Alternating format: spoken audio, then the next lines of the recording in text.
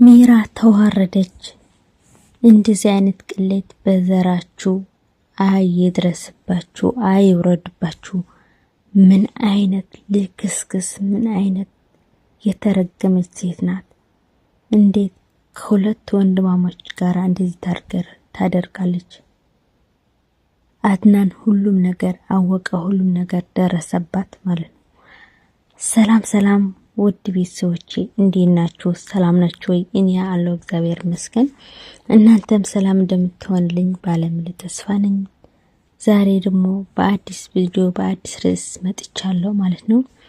ቪዲዮን ስትጀምሩ ላይክ ማድረጋችሁ እንዳትረሱ፣ አዲስ ሆናችሁ ደግሞ ሳብስክራይብ ያደረጋችሁ ቤተሰብ እንድትሆኑ በትህትና እጠይቃለሁ ማለት ነው።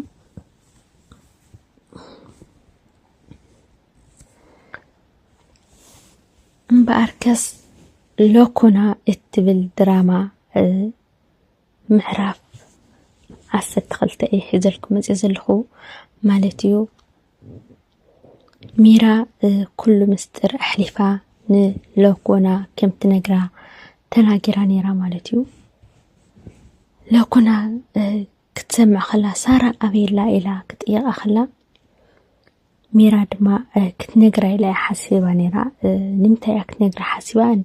ብጣዕሚ ምስ ሮቤል ስረ ፍቅሪ ዝጀመሩ ብጣዕሚ ስለዝተናደደት ኩሉ ምስጢር ኣሕሊፋ እያ ክትነግራ ሓሲባ ነራ ማለት እዩ። ግን ሮቤል እዛ ምስጢር እዚኣ ተነጊርክያ ብሂወት ከም ዘለኻ ቁፀር እዮ ኢሉ ኣፈራርሒዋ ነይሩ። ናብዚ ክላስ ሒዛታ ምሳኣተየት ድማ ክትነግራ ኣይከኣለትን ጨኪና ማለት እዩ። ንምንታይ ሕጂ ተነግሪያሲ ንዓይ ብሂወት ኣይከፅንሐንን እዩ ሲጠብሎ ቃትለኒ ኢላ ብጣዕሚ ፈሪሓ ነራ ማለት እዩ።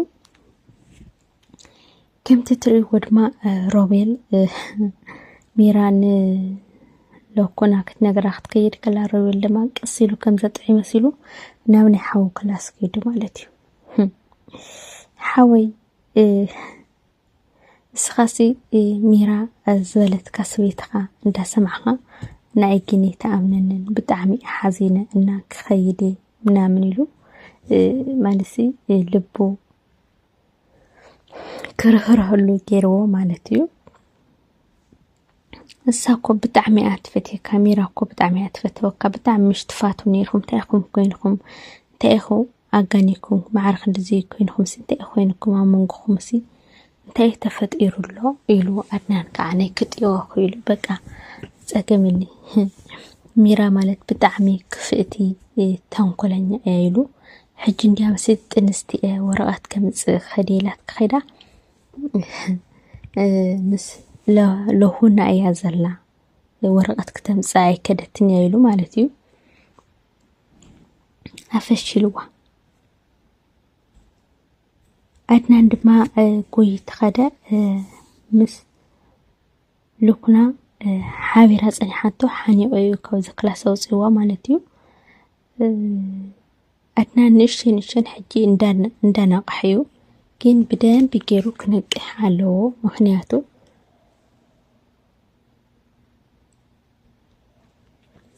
ጎና ጎኒ ዘስርሑ ዘለዎ ነገራት በፍፅም እዩ ከስተውዕል ይከኣለ። በፍፅም ማዕረክ እንደዚ ርእስኻ ድፍን ክብልሲ ብጣዕሚ እዩ ከቢድ። ንምንታይ ኣብ ጎንኻ ዝስራሕ ዘለዎ ነገራት እንታይ እዮም ዝካይደሉ ዘለዎ ነገራት ክትፈልጥ ኣለካ፣ ክትስተውዕል ኣለካ እየ ዝብል ቤተሰብ ማለት ጎኒ ጎንኻ ምርኣይ ፅቡቅ እዩ። በቃ ማለት ንኽፍኣት ለይኮነ ንባዕልኻ ኣብ ሂወትካ እንታይ ከም ዘጋጥመካ ስለለይ ትፈልጥ ክተስተውዕል ኣለካ። ኩሉ ነገራት ኣብ ጎንኻ ዘሎ ሓውካ ይኹን ማንም ይኹን ፅቡቅ ስለናትካ ፅቡቅ ይሓስብ ማለት ኣይኮነን። ትሪእዋ ኣለኹም ሰበይቱ ምስ ሓው ናባዕለገት ምስቲ እውን ኧረ ሕልና ቢስ ዝኾነት ከመይላ ከገይርላ ከመይላ ማለት እዚ ብድራማ መልክዕ ዳ ይስርሕዎ እምበር ኣብ ሂወት ዘሎ እዩ ቤተሰብ ዝሰርሕዎ ዘለዎ ኣብ ሂወት ዘሎ እዩ ንደቂ ሰባት ለጋጥም እዩ ማለት እዩ። እና እሳ ለኩና ኩሉ ምስጢሮም ስለልፈለጠቶም ኩሉ ግዜ ስለተከታተሎም ብዙሕ ግዜ ከዓ የጋጥምዋዮም ሮቤል ተስኡ ከም ዝንቀሳቀስ ደው ኢሉ ከም ዝኸይድ ኩሉ ነገር ትፈልጥ ለኩና ማለት እዩ። እና አድናን ኩሉ ግዜ ተነገረቶ ግን አድናን ግን በፍጹም ይክርዳል ይካለ በፍጹም ይክርዳል ይካለ ማለት እዩ። ከተራኽ ወይላ ኳሲ ናብ ክላስ ሒዛት ተኸለት በቤት ከም ዝኣቲ እንደ ብጣዕሚ ኢልከርመካ እንደ ገለሎ ክተርኢ ኢላ እንተ ኸደት እኳ ትክላስ ኮፊል ይጸንሕ እና እዚ ምን እዩ ለኮና ሓሻዊት ትግበርላ ማለት እዩ። ሓሻዊት ያ ኮይና ዘላ እና ሽዕቱ ሚራን ባዕሉ ትማሊ ኣብ ስልካ ዝነበረ ሞባይል ሒዛ እንዳፈከረት አድናን ሰሚዕዋ እዩ። ግን ምን አይነት ፈዛዝ ነው ማለት በጣም ፈዘዘ እንዴ! እንደዚህ ስትፈኩር ምናምን አይቶ ስልኳን እኮ ይዘዋል ግን ላየው አልቻለም። ምን እንዳለ ውስጡ ለያየው አልቻለም ማለት ነው። ግማሽ አማርኛ ነው፣ ግማሽ ደግሞ ትግርኛ ነው ቤተሰቦቼ ማለት ነው። እና ምስጢር ሊያየው አይችልም። ምን ሆነሽ ነው ምናምን ብሎ በቃ እንቅልፍ ብለኝ ነው ምናምን ብላ ገብታለች። ከዛ የት ነው ሄዱ? በሳራ መጥፋት በጣም ተጨንቋል አድናን ማለት ነው።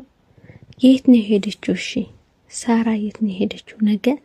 ነገ ጠዋት ለፖሊስ ማመልከት አለብን ብሎ ሲናገር በጣም ደንግጣለች። አይሆንም ለምን አይሆንም ስትል በጣም ድንግጥ ብለዋል አድናን ማለት ነው። ለምን እንደዚህ አይሆን ማለት እሷ ነው እንጂ እንሂድ እስከ እንጠይቅ ለፖሊስ እናገር ማለት ነበረባት እንጂ አይሆንም እንድትል የለባትም ነበር። ግን እሱ አይሆንም ብላ ወደ ሮቤል ሄዳ ወደ ሮቤል ክላስ ማለት ነው ሁሉም ነገር ይጋለጣል። አድነን ለፖሊስ ሄዶ ልናገር ነው ነገ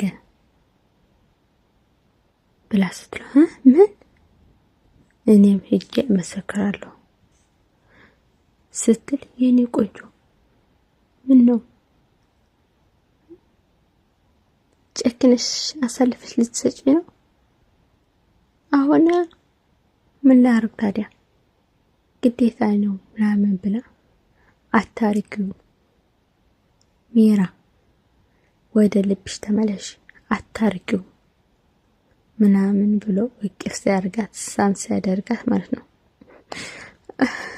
ሮቤልዬ በጣም እኮ ነው የምወድ በጣም ነው የማፈቅር